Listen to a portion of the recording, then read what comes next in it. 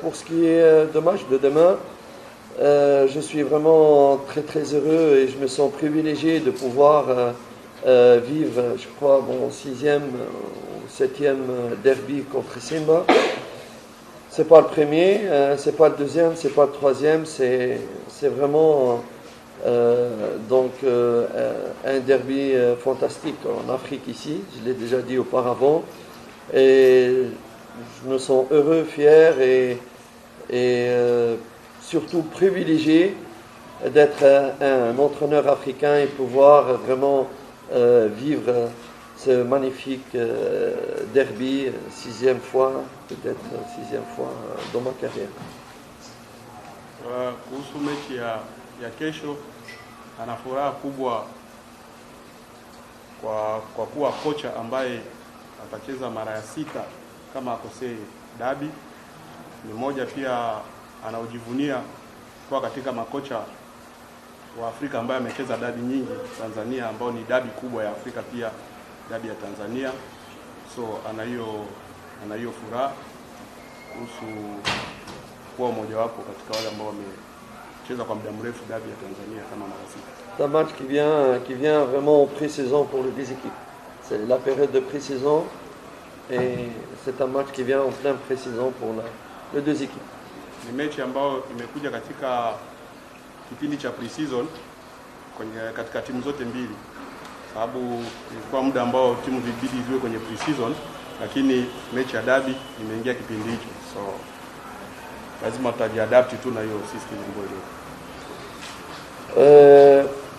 Vous savez, quand il s'agit d'un match amical, en période de préparation et de festivités, je pense que tout staff technique souhaite la victoire, bien sûr, dans toutes les compétitions qu'il joue. Mais quand il s'agit d'un match rafiki, un match amical, très important, il ne faudrait pas tout faire pour gagner au dépend de la préparation, au dépend de la santé et au dépend de découvrir les nouveaux joueurs ensemble. Ça, c'est une partie de la réponse. Katika mechi la ufundi, kila mechi la ufundi huwa linataka lipate matokeo kwenye kila mechi. Lakini mechi ya kirafiki inakuwa ni mechi ambayo unatumia kwa muda kuangalia wachezaji wako, kuangalia namna ambao umejiandaa na kuangalia namna wale ambao ni wageni wameingiaje pamoja, kupata muunganiko pamoja na wenzio. That's why mechi ya kirafiki matokeo yake sio tu lazima ushinde, lakini inakusaidia kujua watu kuna mapungufu na namna kujipanga.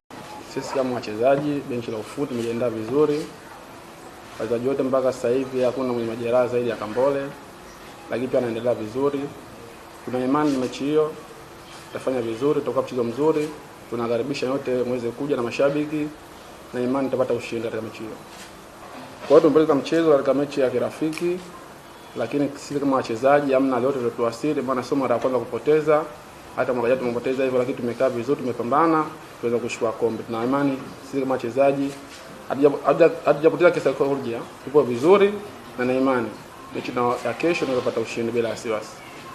Sisi tumejiandaa vizuri kama wachezaji na mpaka sasa tupo salama salmini, hatuna pressure yoyote ya mechi na imani kesho tunaenda kuitetea ngao yetu. Surprise mtaona kesho hiyo Mungu akijalia. Njooni kwa wingi uwanjani inshallah.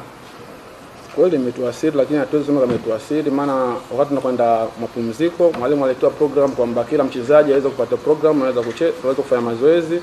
Lakini wachezaji wageni labda kwamba tulichelewa kuingia kambini kweli, lakini mpaka sasa hivi sisi mazoezi tunafanya vizuri na mpaka leo hii kufanya mazoezi ya asubuhi, wachezaji wote wana morali kuelekea mchezo wa kesho. Kila mmoja anaweza kupambania jezi ya Yanga na kuweza kufanikisha jambo la kesho inshallah.